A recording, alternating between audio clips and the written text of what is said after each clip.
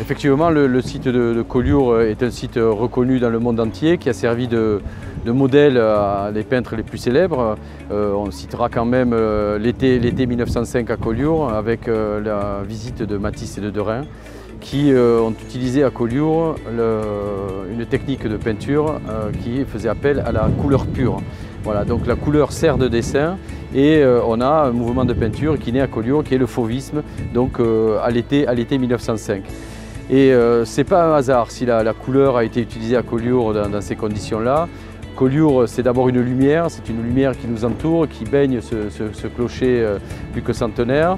Et cette lumière a rencontré ici la couleur, parce que Collioure était au XIVe siècle le port d'importation de la couleur trait d'union entre l'Orient et l'Occident, qui servait donc à la teinture de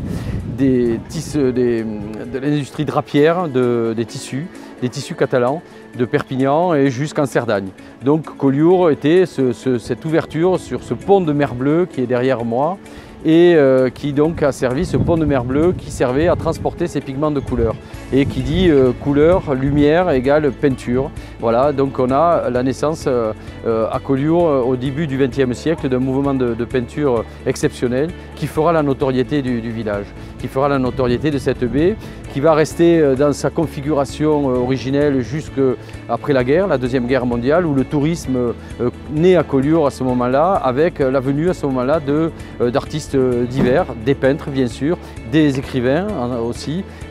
Patrick O'Brien, un écrivain d'origine anglaise naturalisé irlandais, qui vient à Collioure en 1950. Des acteurs de cinéma, on a eu Brigitte Bardot, Bernadette Lafont, Roger Vadim.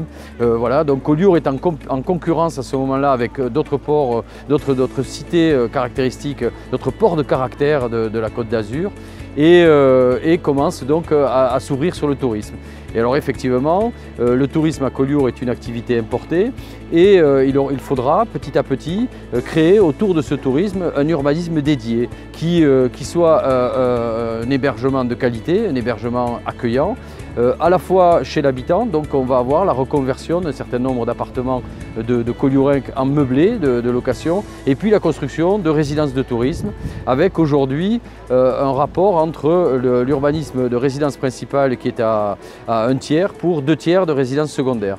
Alors ça c'est extrêmement important parce que c'est une constante que l'on retrouve dans tous les sites touristiques, et qui pose un problème de gestion au quotidien. Parce que pour un maire, avoir donc 1/3 de résidence principale pour 2/3 de résidence secondaire, ça veut dire avoir un certain nombre de lits froids, avoir un certain nombre de rues inhabitées pendant une certaine période de l'année. Et donc le travail du maire aujourd'hui, c'est d'organiser une économie touristique qui soit suffisamment pérenne pour éviter ce phénomène-là et privilégier ce qu'on appelle un tourisme de séjour. Donc il nous faut à Collioure créer des structures qui soient un tourisme de séjour et pas un tourisme de passage. On aurait tendance à s'orienter effectivement sur un modèle de carte postale à des visiteurs d'un jour. Voilà. Alors quand vous avez des visiteurs d'un jour, vous avez une économie d'un jour. Vous avez une économie gastronomique